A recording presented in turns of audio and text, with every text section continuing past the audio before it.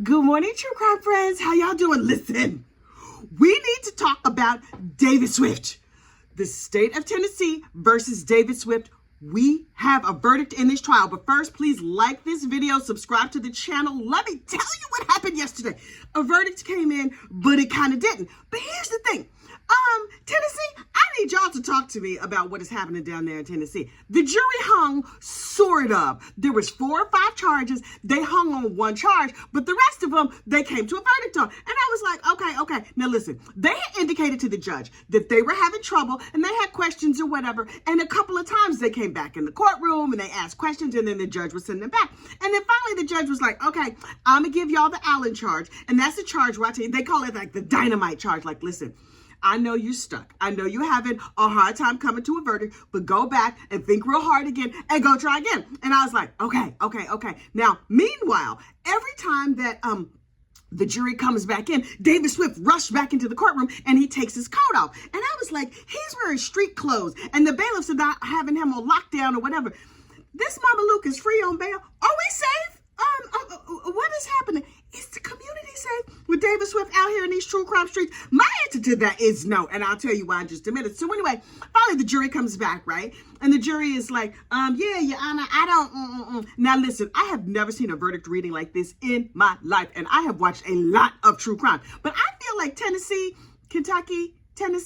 look, to me, Tennessee and Kentucky, same thing. Anyway, so down there over in Tennessee, wherever this case is taking place, the judge is like, okay, y'all, come on, sit down, hey, how you doing, you said hi to your mama Bessie, right? Say hi, yeah, say hi. You got that biscuit recipe? You don't have the biscuits? I was like, Your Honor, you are a little too casual with these people. He was like, I haven't seen y'all today yet. Oh, girl, you got your hair. How you doing? Oh, I love that color on you. That's a good color. I was like, can we focus, Judge? Stop being so friendly. I mean, maybe people over there in the middle of the country are reflexively friendly or whatever. Well, I live over here in the godless Northeast, honey. If somebody says good morning to you, if they're not like a blood relation or you don't know them, you automatically assume they're trying to steal your purse. They about to slit your throat or something. So I was like, I am very uncomfortable with all this little chitty chat with strangers. That's not how that's supposed to go down. But I understand maybe that's a cultural difference. So, okay, I'm going to let it go. Even though I'm looking askance,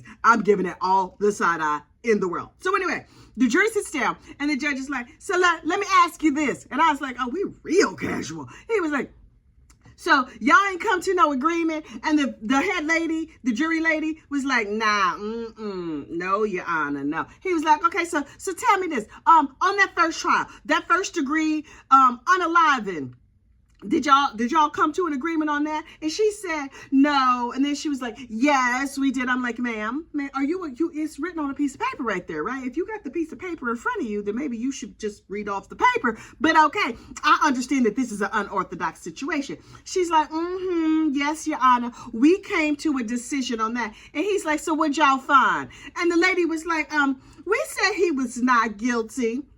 And the judge is like, okay. And then he gets his pen. And then he's like, I'm not entirely certain how the rest of court goes. Now, look, I looked it up. This man was elected in like 2021. So he has had some time to get used to court and how trials work. But I feel like he might still be a skosh unclear. So he was like, okay, could somebody give me the general, sergeant, man in the bailiff in the brightly colored jacket? Could you give me the rest of the paper so I can read how court is supposed to go? Because I'm not sure. I don't have time to Google. My Google machine is down. I would let my Google fingers do the walking. But oh, thank you, gave it to me. Okay, cool.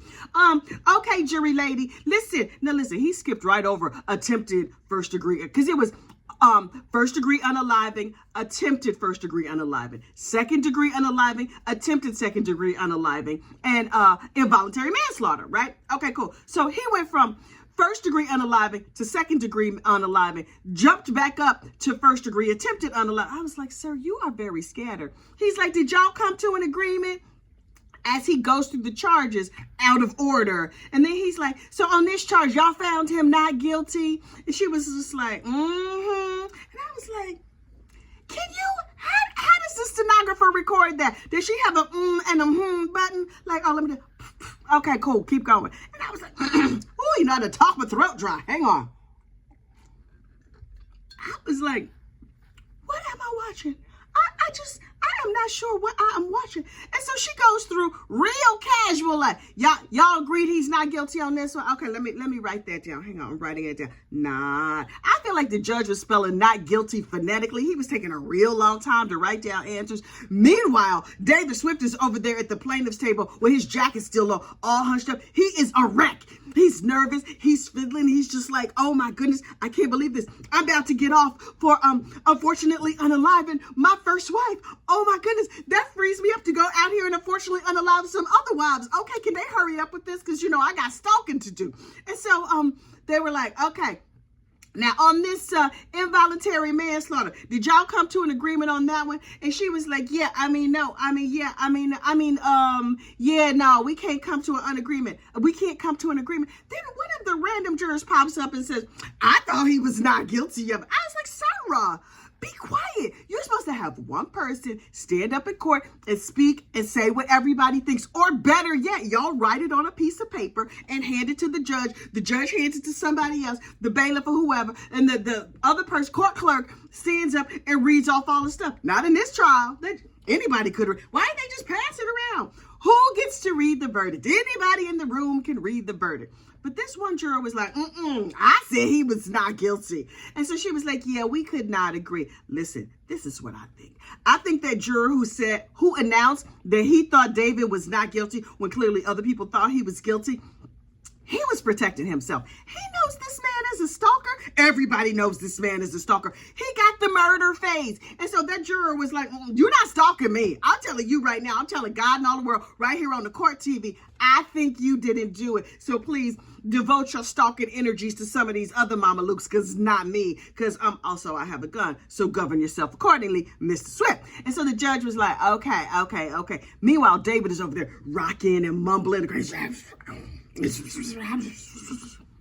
David, you want to look a skosh less crazy when they're reading the verdict. I'm just saying, especially since you still got charges out. He was like, no. I was like, I feel like he's plotting an unfortunate unaliver right now as we speak. Y'all are not safe.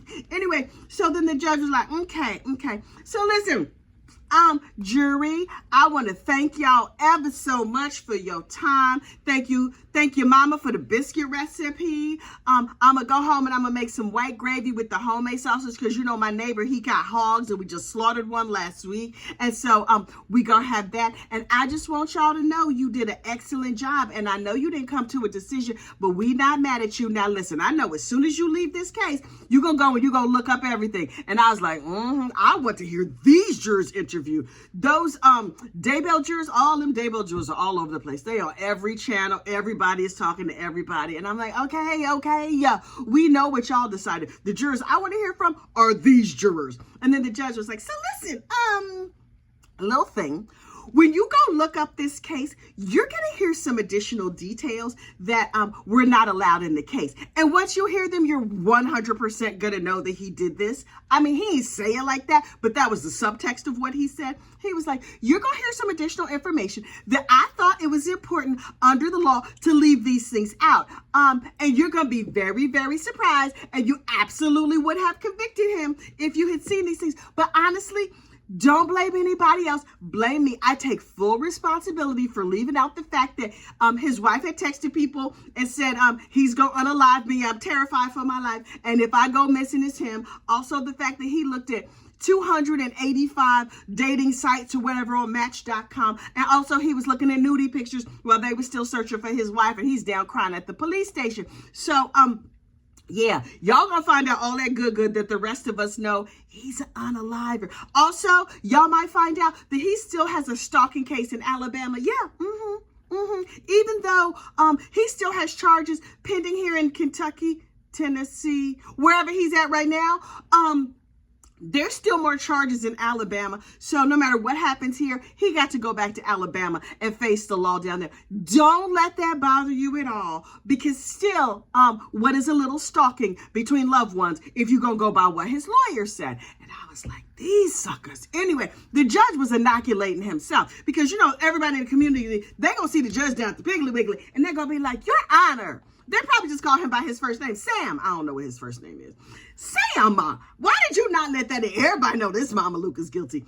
Meanwhile, David Swift was like, see, he had on a black coat, and I was like, is that his good stalking coat? Because that coat would be good for stalking. It's already black. You know, he intentionally chose black so that he could just hide in bushes or whatever. And I was like, okay.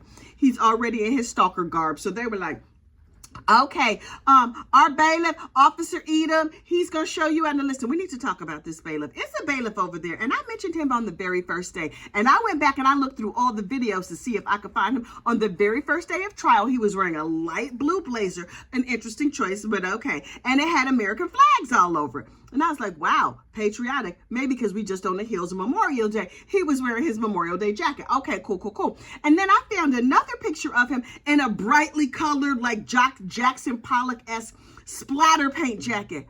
Where does this man buy clothes? Sir, you're not supposed to buy your work outfits in the Amazon novelty section. I don't know if you know. I get the feeling that this little Kentucky man is just like a colorful soul. And he had on like a brightly colored tie to match the crazy behind jacket. What is happening? I am not sure what they putting down there in the water, down there in Kentucky, Tennessee, Kentucky, child, wherever he is down there in the South. Anyway, I'm just like, this trial is like something from another planet. But this is what you need to know. Old David, even though, let's see, it's unclear if they're going to recharge him or retrial him for the involuntary manslaughter because of double jeopardy. They cannot recharge him on unaliving in the first degree, unaliving in the second degree, but they can come back and charge him on involuntary manslaughter. And on the invol, he faces anywhere from 8 to 30 years in prison. So it's a major time, which is why he was nervous and wringing his hand and looking real mad. Jury 4 lady, you in danger, girl. I hope they just use her name. She like, my name is number 17. Don't y'all be saying her real name out loud. Because, you know, he got like a whole stalking agenda. He's like, I think I have freed up some time in my schedule to stalk some other people. Alabama is far. He was stalking his ex-wife in Alabama. That's like a 4 or 5 hour drive away. He can stalk y'all locally. So he could be like, I don't even have to take that much time off work for stalking. He got nothing but free time. He's a prolific stalker. He's good at it. He's good on the computer, whatever. Child, he lets his Google fingers do the walking. You know how I told you Google is really just all the old 411 operators answering them those requests real quick. When you like, how many legs does the centipede have? You know who answers those questions? You think it's Google. You think it's AI. Old 411 operators. I'm just putting you up on game. You probably ain't know. Now you know. Anyway, look. We are going to keep following this case. Mr. David Swift is back in court on July 2nd, right? July 2nd. And I'm going to be on top of this case. Mostly to keep eyes on David Swift to make sure he's not stalking me. Wait. His kids were in court yesterday. Now listen, this man has 5 children. Only 2 of them showed up in court. Now one was that outside baby. We don't know where that outside baby went. And I hope that outside baby's living a real good life. Nowhere near his behind. But 2 of the 4 children that he raised were in the court. Where are the other 2 kids? The other 2 kids is probably who he's stalking. How come you don't call me enough? I will find where you were. Keep Googling the 411 operators, aka Google, nervous at his Google searches, y'all. It's about to be a bad situation, but I'm going to keep my eyes on it. Now, listen, we need to figure out what case we're following next. I do not know what's next. Lori Vallow Daybell is going to get delayed because she got another case coming up. So tell me down in the comments what case you would like to see next. In the meantime, like this video, subscribe to the channel, and I will see you soon. Bye.